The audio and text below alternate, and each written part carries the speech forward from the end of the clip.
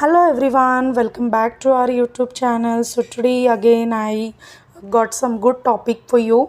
In the series of construction notes, there is the second topic which we are going to discuss is principles of planning. Okay, so yesterday's part was relevant to the, we can say, road margins, isn't it? So after road margin, when we are going to start the we can say actual planning, we need to know where to put which room, isn't it? So if likewise your plot size is this, and yesterday also I have created in the same manner, so I should know where should I put. Suppose here it is my north, here it is my south, what is this is what is my west, and this is what is my east direction.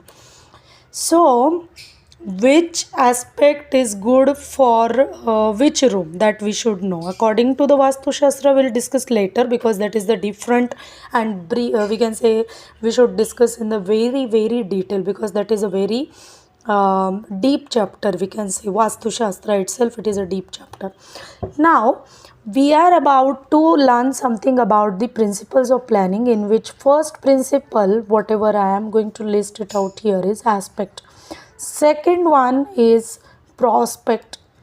Okay, third one is orientation. Okay, orientation. Fourth one is roominess. Fourth one is roominess. Fifth one we can say privacy and circulation. Privacy and circulation. So if you know many principles, and then if you want me to create any video on those topics, what you want to what you require currently, then please comment in the box so that I'll get an idea, and accordingly I can prepare the videos on that topic also. So here I have listed only 5 principles. There can be many principles, but I think these 5 plays a very important role while we are planning any house. So the very first principle, that is aspect. Okay, what does aspect means? Aspect means positioning of your rooms according to the position of north. Okay, positioning of the rooms according to the position of north, we call that principle as a, what we can say, aspect.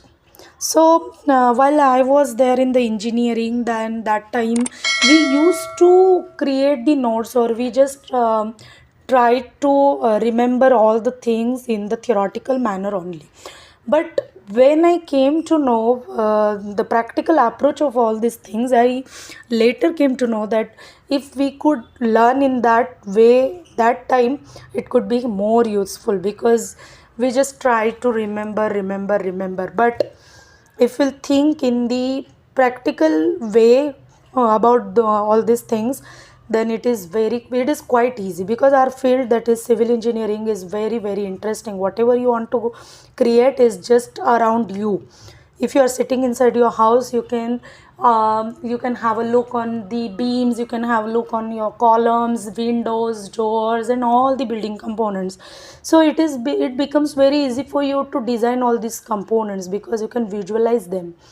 Okay, even you can see them at your house or wherever you are there in the, because everything is happening in the construction itself. So why I'm saying these things to you, if someone is appearing for the engineering, then they can take benefit of this particular topic at this moment, because this is what is the practical approach what I'm going to tell you. Okay, because there is a plot area and I want to construct that, but before that I need to know that where I can put all the things, and to arrange all the things I need to come across these principles.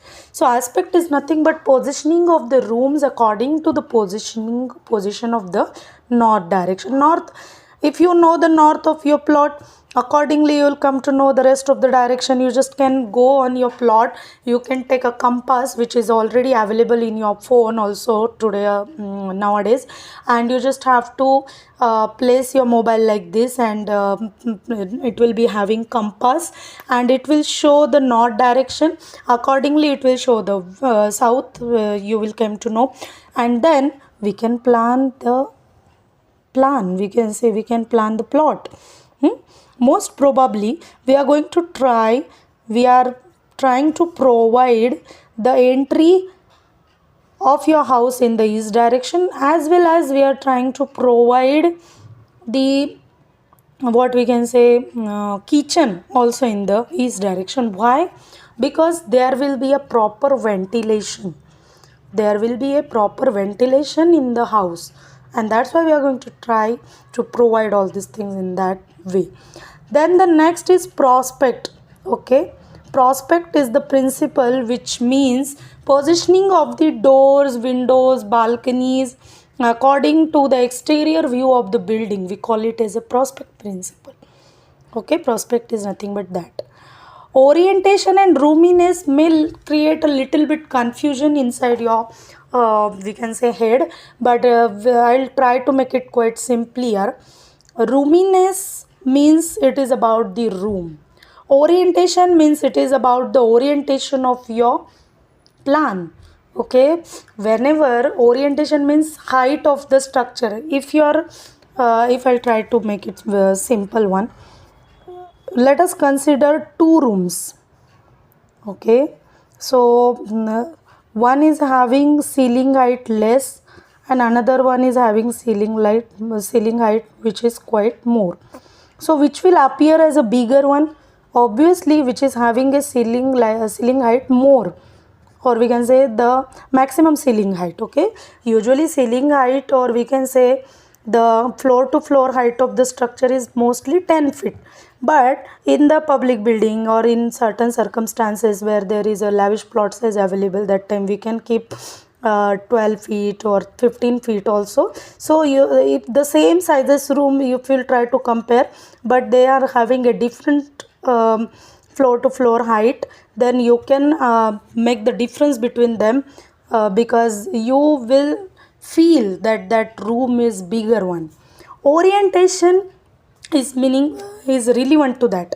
Roominess means, if let us consider this room which is having a square size, and this is the room which is having a rectangular, but they are having the same area of this both rooms is same, but which is appearing a bigger one? A rectangular one. So that's why we are going to plan a rectangular rooms instead of the square one. Okay, so we are what sizes of the rooms we have to assume, that we will discuss in next session. Okay, so it is not possible to cover all the things in only one part, so I'll try to make it simpler, as well as I'll try to make it more sorted for you guys, and that's why I'm keeping this a separate one. So roominess is about that, about the room. Again, I can tell you one thing, that if you will observe, there is a light color in one house, same size of the room is there, and if you are giving white color to it, and the same size room is there, but we have colored with we can say pink color, which will appear as a bigger one, which is having a faint color or bright color like of white. White will make your room, we can say, auspicious one, and pink is itself we can say it will make room little bit, we can say, angrier, or that sound, that room sounds to be angrier one, we can say it will be a dark, we will not feel good there. So that's why we try to keep the colors as bright as possible. Bright means faint color, little bit faint color.